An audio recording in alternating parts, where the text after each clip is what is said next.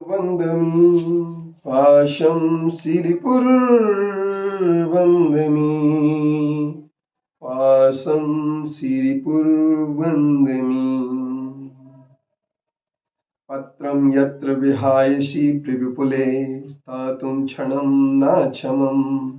तत्रास्ते गुणरत्नरोहणगिरियो देवदेवो महान् चित्रं नात्र करोति कस्य मनसा दृष्टा पुरे श्रीपुरे सश्रीपाशुजिनेश्वरो विजयते दिग्भाषिषां शासनम् पत्र टिके न जहाँ अधर में गुण रत्नों का गिरिवर हो कितना विस्मय किसे नहीं हो चलो देख लो सिरपुर को देवों के भी देव पार्श्व जिन अंतरिक्ष में शांत रहे युगों युगों तक दिगंबरों का जिन शासन जयवंत रहे। आज सिरपुर पार्श्वनाथ भगवान की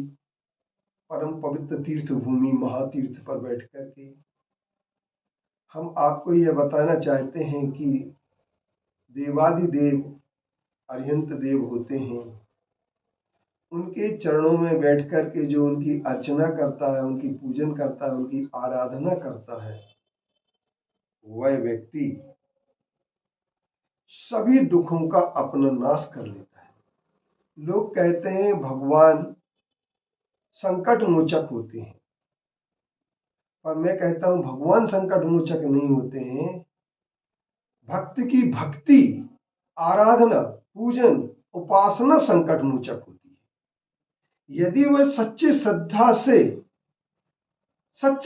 से किसी भी तीर्थंकर की अरिहंत देव की आराधना करता हो, 24 तीर्थंकर में से कोई भी हो, यदि वह आराधना करेगा तो उस आराधना के करने से असाता वेदनी के स्थिति कांडक, अनुभाग कांडक हाथों का नाश हो जाता है और असाता वेदनी साता वेदनी में संक्रमित हो जाती है। और जब जिनेंद्र देव की अर्चना पूजन शक्ति भक्ति भाव से करते हैं तो वहां पर सा अतिशय पुण्य का बंध होता है और सभी दुखों का नाश करने की क्षमता अगर किसी में है तो वह देवादिदेव के चरणों में है। सभी दुखों को दूर करने वाली है। कामधेनु के समान जिनेंद्र की अर्चना पूजन होती है, लेकिन लोग समझ में नहीं आता है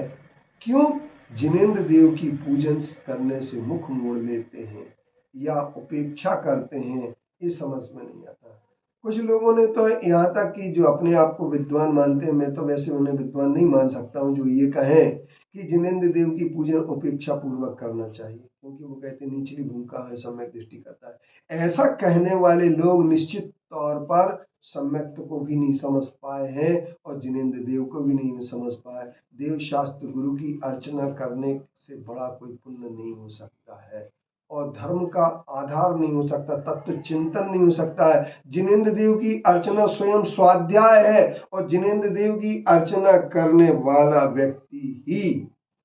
सचमुच में ये कहना चाहिए स्वर्ग की कामधेनु को प्राप्त कर सकता है और संपूर्ण काम वासना को नष्ट करने का अगर कोई कार्य करता है तो जिनेंद्र देव की अर्चना करता है, सारी वासनाएं समाप्त हो जाती हैं, भावना ही भावना हो जाती हैं। जैसे शक्कर में के दाने में चारों तरफ से मीठा मीठा होता है, ठीक इसी तरीके से जिनेंद्र देव की अर्चना में सिर्फ मात्र यूं कहना चाहिए भावना भावना सद्भावना होती है। और ये कुछ लोग कहते हैं हमारे पास समय नहीं है पूजन करने का।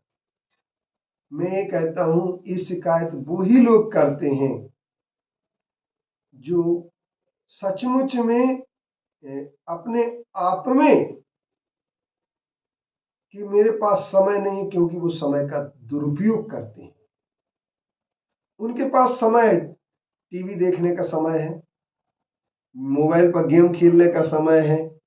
मोबाइल में व्यस्त रहने का समय है, लेकिन जिनेंद्र देव की अर्चना करने का समय नहीं है। तो हम ये कहते हैं 5 इंद्रिय के विषयों में और 7 व्यसनों में डूबने के लिए उनके पास समय है, लेकिन जिनेंद्र देव की अर्चना और पूजन करने का समय नहीं है। ऐसे लोग भूल जाते हैं कि आचार्य समंतभद्र देव ने ये कहा है कि संपूर्ण दुखों का नाश करने वाली अगर कोई एक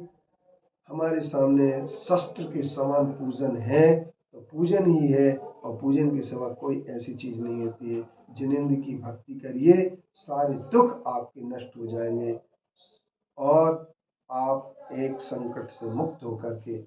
स्वर्ग का मार्ग भी बनाएंगे, और मोक्ष का मार्ग भी जिनेंद्र देव की पूजन से मिलता है, अन्य कहीं से